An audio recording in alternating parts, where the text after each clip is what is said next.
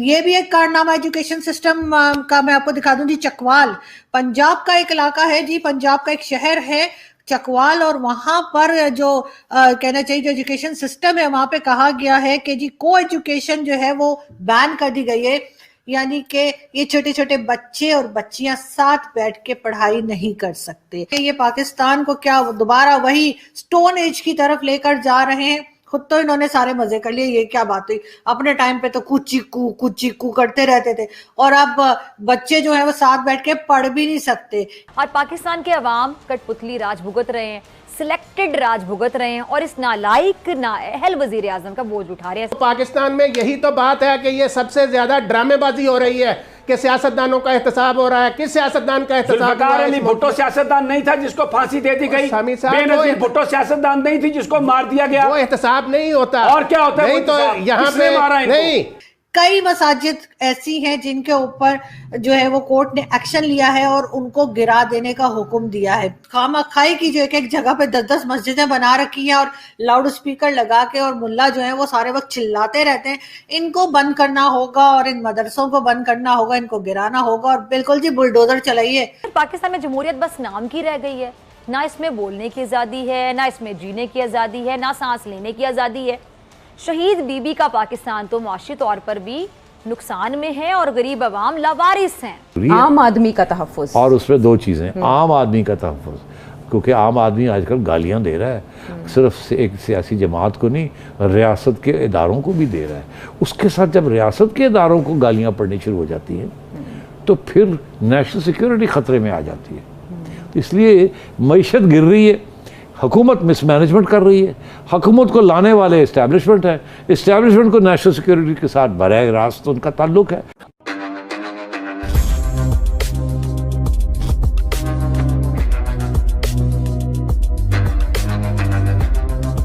नमस्कार दोस्तों, स्वागत है आप सबका हमारे YouTube channel now India speaks में। दोस्तों, पाकिस्तान में बंद किए जा रहे हैं को education system in schools. Pakistan में एक इलाका है चकवाल बोल के, जो कि पंजाब में आता है। वहाँ पे को एजुकेशन सिस्टम को बैन कर दिया गया है। और साथ ही दोस्तों ये न्यूज़ भी सामने आ रही है कि पाकिस्तान के सुप्रीम कोर्ट ने ये ऑर्डर दिया है कि पाकिस्तान में जितने भी इलीगल मस्जिदें बनी हैं उसे गिराया जाए। एक तरफ दोस्तों पाकिस्तान की सरकार है जो अपने मुल्क को एक्सट्रीमिस्ट बनाते जा रही है, और दूसरी तरफ पाकिस्तान की सुप्रीम कोर्ट है जो पाकिस्तान को एक नया पाकिस्तान बनाने की कोशिश कर रही है। चलिए दोस्तों, इस पर पाक मीडिया का रिएक्शन देखते हैं। अगर आपको वीडियो पसंद आए तो हमारे वीडियो को लाइक करें और हमारे चैनल को सब्सक्राइब कर लें। ये भी एक कारनामा एजुकेशन सिस्टम का मैं आपको दिखा दूं जी। चकवाल पंजाब का एक इलाका है जी, पंजाब का एक शहर है चकवाल, और वहां पर जो कहना चाहिए जो एजुकेशन सिस्टम है वहां पे कहा गया है कि जी को एजुकेशन जो है वो बैन कर दी गई है, यानी कि ये छोटे छोटे बच्चे और बच्चियां साथ बैठ के पढ़ाई नहीं कर सकते। और उसके अलावा जिस तरह की चीजें चल रही हैं, जब कभी इमरान खान साहब कहते हैं उर्दू में बात कीजिए बैंक में, जैसे बैंक्स में पता नहीं कौन सी जबान में बात हो रही थी, और कभी कहते हैं कि जी शलवार कमीज पहन के जो है लोग अपने ऑफिस में जाएं और बैंक्स में जाएं और दूसरी जगह जाएं। साथ ये को एजुकेशन भी बंद कर दी गई है। तो मुझे नहीं पता कि ये पाकिस्तान को क्या दोबारा वही स्टोन एज की तरफ लेकर जा रहे हैं। खुद तो इन्होंने सारे मजे कर लिए, ये क्या बात हुई। अपने टाइम पे तो कुछ चीकू करते रहते थे, और अब बच्चे जो है वो साथ बैठ के पढ़ भी नहीं सकते। ये तो मतलब अजीब सी बातें चल रही हैं यहाँ पे। लेकिन साथ साथ एक पॉजिटिव चीज जरूर हुई है जिसपे मैं अप्रिशिएट करूंगी पाकिस्तान की अदालतों को, कि सुप्रीम कोर्ट ने कराची में अभी तक 2 मसाजिद को गिरा दिया है। Very good. और उनका कहना यह है कि ये इलीगल बनी हुई थी, एक कब्जे वाली जमीन पे बनी हुई थी, और जज साहब ने कहा कि क्या किसी जगह पे लैंड ग्रैबिंग अगर की जाए यानी कब्जा किया जाए तो क्या वहां पर नमाज जायज होती है? बिल्कुल नहीं होती सर। आपने बहुत अच्छा किया कि वो 2 मस्जिदें गिरा दी, और मस्जिद कई मसाजिद ऐसी हैं जिनके ऊपर जो है वो कोर्ट ने एक्शन लिया है और उनको गिरा देने का हुक्म दिया है। मेरे ख्याल से जितनी भी ये गैर कानूनी तरीके से मस्जिदें बनी हुई हैं और मदरसे बने हुए हैं उन सबको गिरा देना चाहिए, और उनकी जगह पे आप कोई स्कूल बना दें, कॉलेज बना दें, यूनिवर्सिटी बना दें, लाइब्रेरी बना दें, चले शॉपिंग मॉल बना दें। मैं जाके शॉपिंग कर लूंगी, ऐसी क्या बात है। मुझे भी बड़े ड्रेसेस की जरूरत रहती है। ये देखें, ये कोई मेरा ख्याल है 100 दफा मैं ये शर्ट पहन चुकी हूँ, लेकिन खैर कोई बात नहीं। मगर ये सब कुछ करना चाहिए और करना होगा अदालतों को, और वो कर भी रही हैं। और अब उन्होंने अगर शुरू किया है तो मैं अप्रिशिएट करूंगी हमारी अदालतों को कि उन्होंने कोर्ट ने जो है फिलहाल जो है उन्होंने कराची को टारगेट किया है, लेकिन उनको आगे बढ़ना होगा और पूरे मुल्क में से जो है ये खामखाई की जो एक जगह पे 10-10 मस्जिदें बना रखी हैं और लाउड स्पीकर लगा के और मुल्ला जो है वो सारे वक्त चिल्लाते रहते हैं, इनको बंद करना होगा और इन मदरसों को बंद करना होगा, इनको गिराना होगा। और बिल्कुल जी बुलडोजर चलाइए, बुलडोजर चलने के लिए होते हैं, ऐसे ही खड़े रहते हैं हमारे यहाँ फालतू में। बुलडोजर इतने ज्यादा है पाकिस्तान में, आप वैसे ही निकले तो कहीं ना कहीं नजर आ जाते हैं। सर उठाइए उन बुलडोजर्स को और गिराइए इन मस्जिदों को और इन मदरसों को भी, जहां पे ये मुल्ला माफिया बैठकर लोगों के जहनों में जहर भर रहे हैं और रोजी रोटी कमा रहे हैं। यानी इन्होंने जो है एक तमाशा बना के रखा हुआ है और इसके अलावा कुछ नहीं। यानी यहाँ पे तो ये कहते हैं कि जी ये जो दुनिया है ये आखिरी नहीं है, और आखिरत के बाद यानी मरने के बाद की लाइफ बताते हैं जो इन्होंने खुद भी नहीं देखी,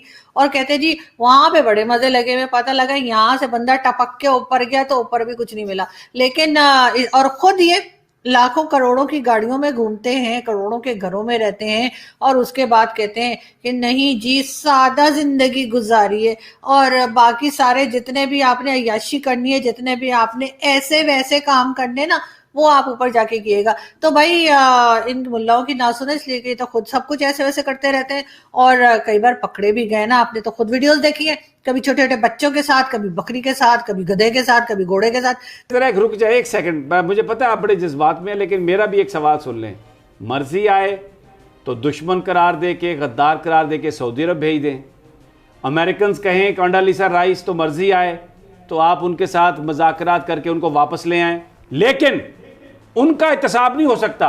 इन सियासतदानों को मारें आप, इन सहाफियों को मारें आप, फिर आप कहते हैं साहब यही गलत बात कर रहे हैं आप। किस सियासतदान को? पाकिस्तान में यही तो बात है कि ये सबसे ज्यादा ड्रामेबाजी हो रही है कि सियासतदानों का एहतसाब हो रहा है। किस सियासतदान का एहतसाब? भुट्टो सियासतदान नहीं था जिसको फांसी दे दी गई। बेनजीर भुट्टो सियासतदान नहीं थी जिसको मार दिया गया। वो एहतसाब नहीं होता। और क्या होता है? नहीं तो यहाँ पे नहीं, यहाँ पे देखें जनरल जियाउल हक का त्यारा नहीं तबाह हुआ। ये बात जो है कि जनरल जियाउल हक का तबाह तो उन्होंने तबाह किया ना, नहीं तो बेनजीर कर रहे थे। ये समी साहब देखें, ये जो अफगानिस्तान की आप देखें, आप गलत तरफ जा रहे हैं। ये इस वक्त बात एहतसाब की हो रही है, भुट्टो की फांसी का एहतसाब से कोई ताल्लुक नहीं था। एहतसाब की जो बात है, ये जो मुल्क लूटने वाले लोग हैं इनके हवाले से जो कहते हैं कि सिर्फ सियासतदानों का एहतसाब होता है, क्या आज तक इस मुल्क में एहतसाब हुआ है सियासतदानों का?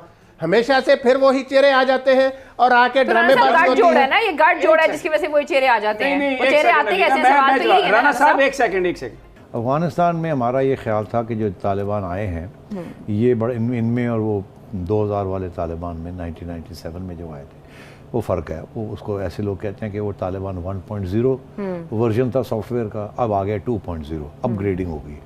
कुछ लोगों की उम्मीद थी कि समझ भी आ गई और ये अब जाके बड़े प्रैग्मेटिक और रियलिस्टिक हो जाएंगे और एक इंक्लूसिव गवर्नमेंट फॉर्म करेंगे जिसमें बाकी लोग भी होंगे और इतनी मज़हब के ऊपर इतना जोर नहीं होगा, और वो भी एक सेक्टेरियन किस्म का मज़हब। मगर हुआ ये कि और उसके ऊपर सारी डिपेंडेंसी थी कि जी रिकग्निशन होगी नहीं होगी, ख़वातीन के हकूक़ होंगे नहीं होंगे, बाकी लोग जो हैं जिन्होंने उस पुरानी रेजीम के साथ दिया उनके साथ ज़्यादती नहीं होगी वगैरह। शुरू में तो ये इन्होंने ऐसे ही किया, मगर अब आहिस्ता आहिस्ता ये 2.0 नहीं पहुँचे, ये अगर 1.3 पे 4 पे जा रहे थे तो वापस रिवर्जन शुरू हो गई है।